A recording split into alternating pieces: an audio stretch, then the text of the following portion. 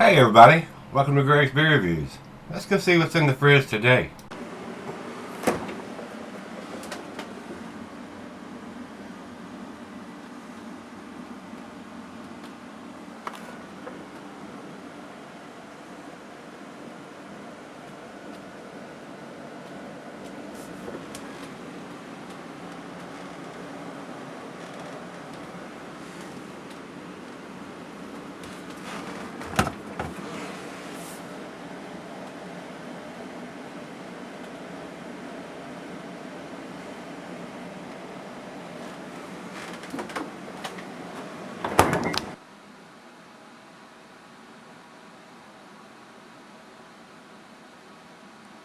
Hey guys, thanks for stopping by Gregsbeerreviews today. I bet this is going to be a big treat.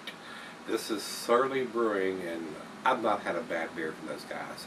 Can't get them here, so this one actually comes to me from Tyler. I've had several of my subs send me the Surly beers, and I haven't had a bad one, guys. And I don't expect this one to be a bad one either.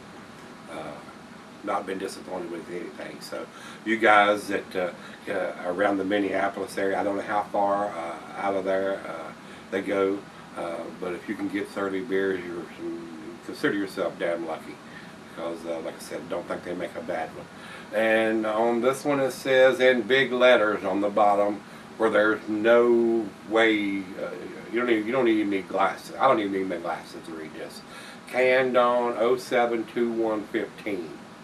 So Tyler just sent this to me. I haven't had it very long, maybe a week or so. 7/21. Here I am reviewing this on the 11th. Of course, it's going to be probably a week or two before you see it. I'm that far ahead on the beer reviews. And I try to get these IPAs out of the way. That's why sometimes I'll review it. And I've had people send me stuff, and other subscribers have seen the beer mails. You shouldn't keep this beer or that beer. It's an IPA and all that. By that time, usually I've already done it, but it just hadn't posted. But usually, I used to be just several days ahead, and here recently I've had so many great beers sent to me that I've become a couple of weeks ahead. So that's the way it is right now. Just got a great beer mail package yesterday with some awesome beers that Scott sent me from Evil Twin. Very expensive package. Those beers aren't cheap at all. Alright, let's get on with this one. Let's see what it is. This is Todd the Axeman. And on the side it says, the Axeman cometh. Anheuser-Busch Brewery in Denmark named this beer after our head brewer and metal guitarist Todd Hang. H-A-U-G. They collaborated to make an IPA with hop character as intense as a thrash metal guitar. Golden Promise malt provides a blast beat background to the screaming citrus notes created by overdriven amounts of Citra and Mosaic hops. Pour this in a tube glass and let the aromas and flavors assault your senses. This is a 7.2% alcohol by volume, guys. I don't have the IBUs listed here on either site, but I would say it's probably going to be fairly high, probably in the 70s range more than likely. So let's get on. This is a big can. It's a 16 ouncer, so definitely enough to share if you so to choose, or you can drink it all yourself if you want to be a pig about it. Sometimes I do that though, but I'd always give her a sip or two or three if I pour it all into the glass. Sometimes I get stingy when I get one of these great beers like this. I'll pour it all in my glass and let her have a couple of sips. Alright, let's get on with this. And the commercial description, it says here is their version of a West Coast style. And it goes on to say about the same thing. It was collaboration with Anheuser-Busch Brewing in Denmark.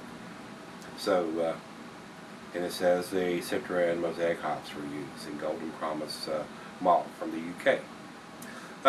Food pairings for this beer is your typical IPA. Cuisine is curried in a Thai. Cheese is peppery Monterey, pepper jack, sharp blue cheddar, and your more pungent cheeses. The meat for this is poultry, fish, shellfish, and salmon. Your stronger dishes, I will add grilled meat to that, because I always like a nice steak or a burger or chops or whatever chicken or whatever you want to cook on the grill with a nice IPA. And this is an IPA, so you don't want to cellar it. Like I said, this is not even hardly 2 weeks old. just a little older than 2 weeks, so about as fresh as I can get my hands on them when you guys send them to me. So once again, Tyler, thanks again, brother, for sending it to me. I don't think there's anything else we need to talk about, so let me pop a cap on this bad boy and get it in the glass. I'm ready for the first beer of the day.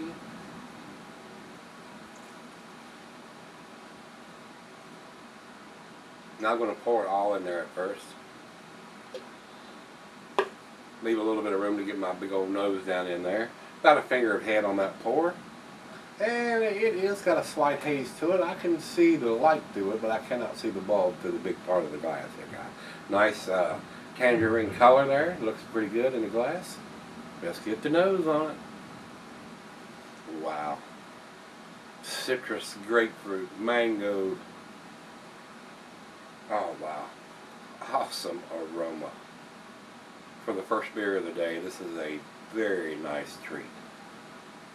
It's definitely in the West Coast. The pine is there, the grapefruit is there, the citrusiness is there. Citra hops are an awesome hop to brew with if you're in hophead. They lend that citrusy West Coast style to the beer, especially if you use a bunch of them. That is awesome smell. Well, it's that time. I'm about to drool on myself. Cheers, everybody. Cheers, Tyler. Thank you, brother.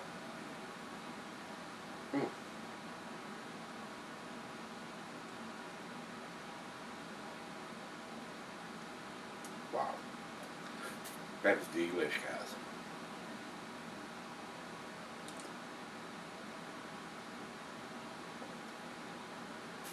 Very nice bitterness on the back end. I would say this is every bit of 70 IBUs, if not a little stronger.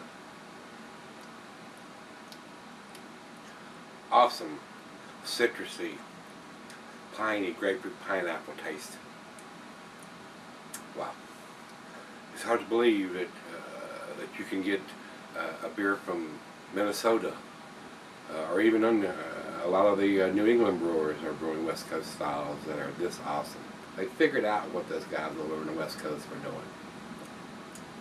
Very reminiscent of the West Coast style. They hit the nail right on the head with this one.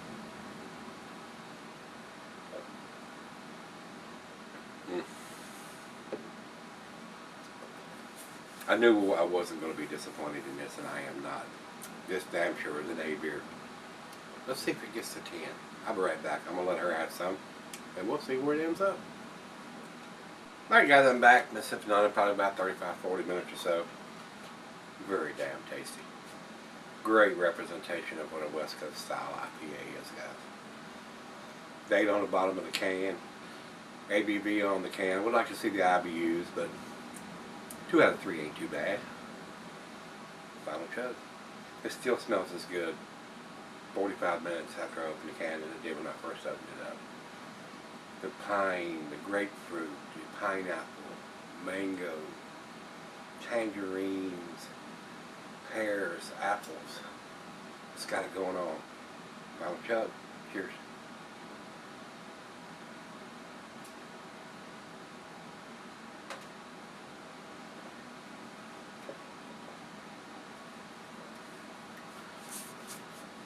I can't think of a thing that I would say that would make this beer better. It's awesome. It's pretty damn awesome. To me, guys, it's a 10. It is a 10. I wish I could get Surly beers here in my area. I would buy them all the time. I would. And I appreciate Tyler sending this down to me and all the rest of the subs that have sent me Surly beers. They're all impressive beers. I don't think they make a bad beer. I really don't. So a 10 for me, guys. Over to Beer Advocate, they say 99, world class. It is a world class beer, especially if you're a hophead and you like a West Coast style. It's pretty damn tasty. And over to Rate Beer, they say overall 99 and 100 in the style. So numbers don't get much better than that. For me, it is definitely a 10. I can't think of a thing I would change about it. Nothing that I could say that would make this better. So if you've had this one from Surly, this is their Todd the Axeman. Let me know what you think. I thought it was damn awesome, guys. I would drink it all the time if I could get my hands on it all the time. It's tasty. Alright, let me know if you've had it. Come on back tomorrow. Let's go see what's in the fridge. See you then.